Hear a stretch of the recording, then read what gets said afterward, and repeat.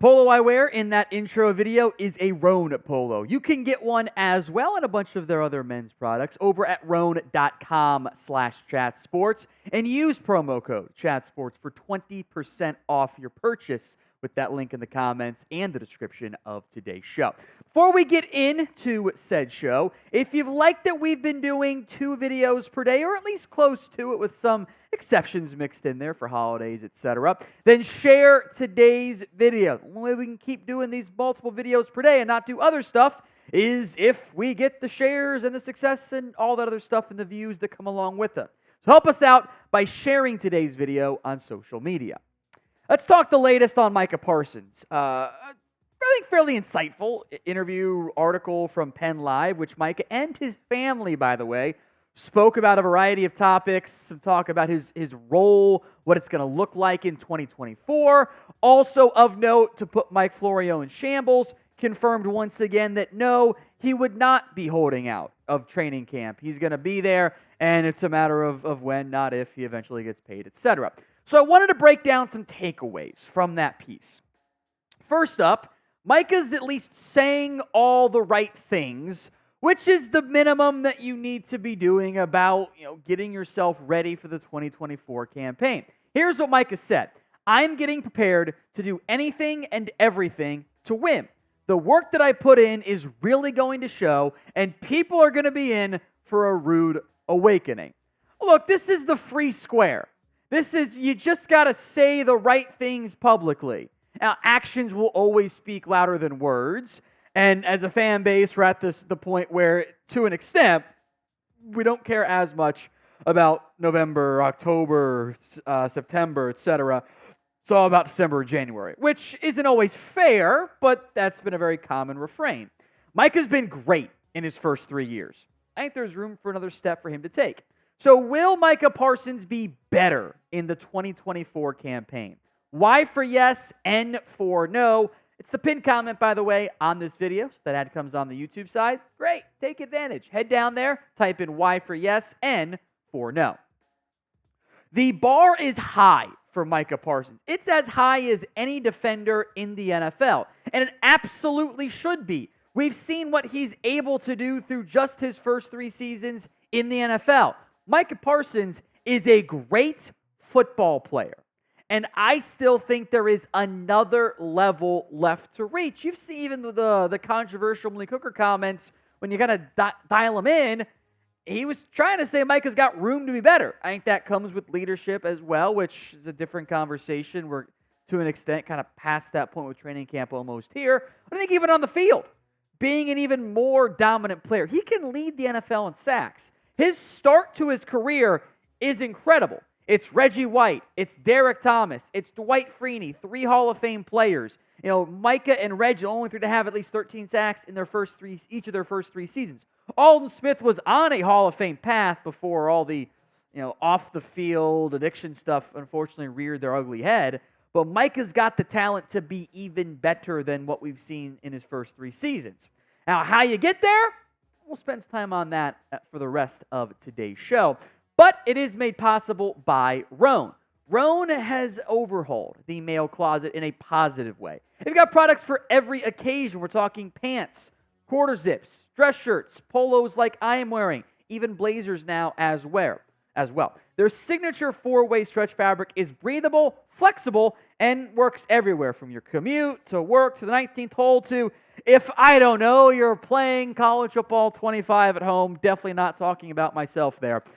Also got wrinkle release technology, and it's 100% machine washable. The Commuter Collection can get you through any workday and straight into whatever comes next. Head to roan.com/chatsports and use code chatsports to get 20% off your entire order. That's 20% off your entire order when you head to RHONE.com/chatsports and use code chatsports. Links in the comments and the description of today's show.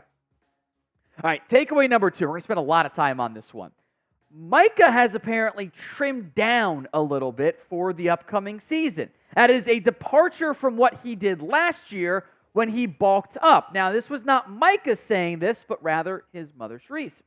He said he wanted to drop a couple pounds since he's going to have a more diverse role with linebacker and defensive end. I think he's down to like 242, 243. He's leaner and meaner. You can see that his body is more defined and stuff. So he's been working out hard this offseason. This is really interesting to me. Now, Micah's listed at 245. So listed weight versus the alleged weight there, we're talking 2 to 3 pounds. That's not... you have a big dinner, or you can maybe get that caught up if you get a little bit bloated, right? Like that's a day's worth, at least the way some of us eat. Maybe not Micah or an NFL player. Now, he allegedly played it more along the lines of 250. So we're not talking massive differences there. And I would assume, and you know what happens when you assume sometimes, this is the plan from the Cowboys organization as a whole. This isn't Micah going rogue and, not communicating that to the organization. Although if he did go rogue, he can add 2 to 3 pounds pretty easily, right? Have an extra protein shake or something each day. We have not seen much of what the Mike Zimmer plan is going to be. If we can assume that those comments are accurate, means some more linebacker. But what does that really mean? Here's what his dad, Terrence Parsons Sr., said. As far as the different defense, I'm not sure. I'm the coaching staff. You're going to get the same Micah. It's going to give you 110% every play. Whatever the coach asks of him, he's going to do. Now, I think, and this is based on the brief Zimmer comments we've had, more on that in a little bit, but I think the plan is still to maximize Micah Parsons as a pass rusher. And that probably means less of you're sticking at one spot at defensive end, you're not going to move around that much outside of third downs, and more across all 3 downs, we're going to line you up in a little bit of different spots. And Micah Parsons, and Zimmer kind of alluded to this too, we'll get to in a second. Micah Parsons is what I call a gravity player. He creates his own orbits on defense, where the first thing the opposing quarterback does, where's Micah? And then they're going to set their offense from there, especially on third downs. So you can utilize that gravity, that orbit, to your advantage. You can slingshot around sometimes with that gravitational pull. So maximizing Micah, I think, is the number one job of the new defensive coordinator, Mike Zimmer. So with that in mind, how many sacks, the thing that we all love to focus on, does Micah Parsons get in the 2024 campaign? Is it 13 plus again? A little bit more? A little bit less? Sound off for me in the comments of today's show. Alex Zimmer has only briefly spoken about Micah Parsons. There's a long, in-depth quote we'll get to here from Zimmer that came during OTAs/minicamp. Here's what Zim said. He doesn't have to take many steps. He's such a dynamic player that, and I said this the other day, offenses are always going to know where he's at.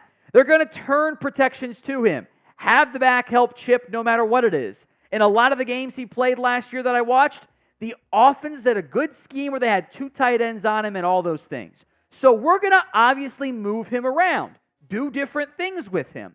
But we're going to use him some ways where we're getting the protection turned the way we want it to turned and able to run on the other side. And sometimes we're trying to overload a protection where he gets a one-on-one.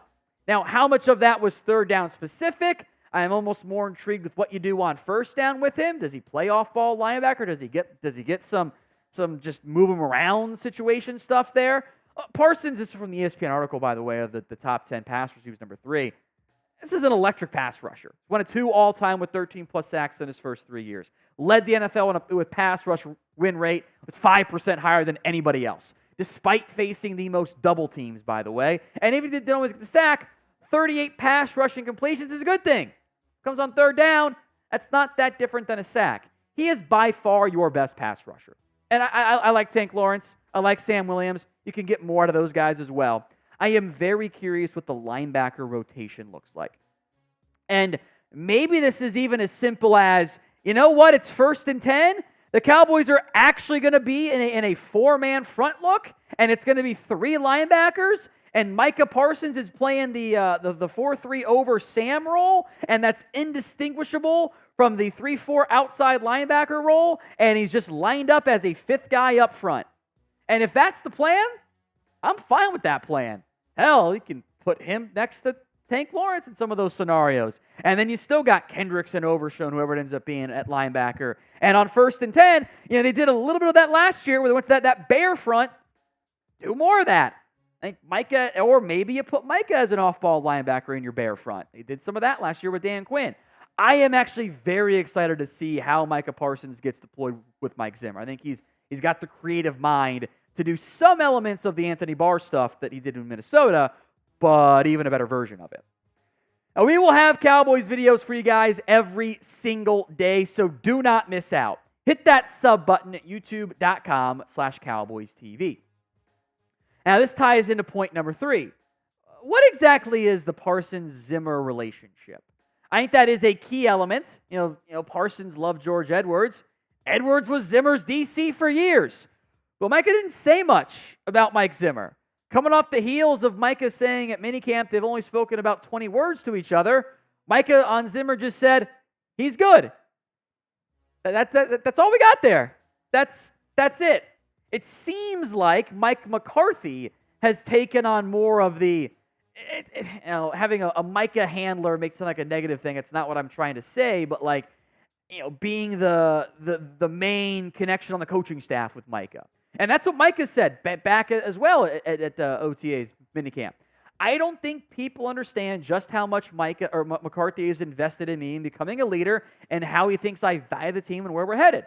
I think McCarthy is really good, and I really value our conversations and our relationship growing more as he's been here. I think that's very powerful to me. So I've wondered this, is there anything to read into that of Zimmer the hard ass not being the one pushing and challenging Micah, at least for now? I don't necessarily think that's the case. It's not a red flag for me, but it's just like, okay, I'm gonna monitor that. Because I am worried about this year. This can very quickly go from from we to me when everyone's coaching for their jobs and playing for their jobs because there's like 4 guys you can't cut. Now, Micah's one of those guys you can't cut next year, but it's at least something to file away. Final takeaway, no holdout. Mike Florio is in shambles over that one. Micah will be there for training camp. He will not be holding out. He will be present. He said that many a time before, and his family confirmed that as well.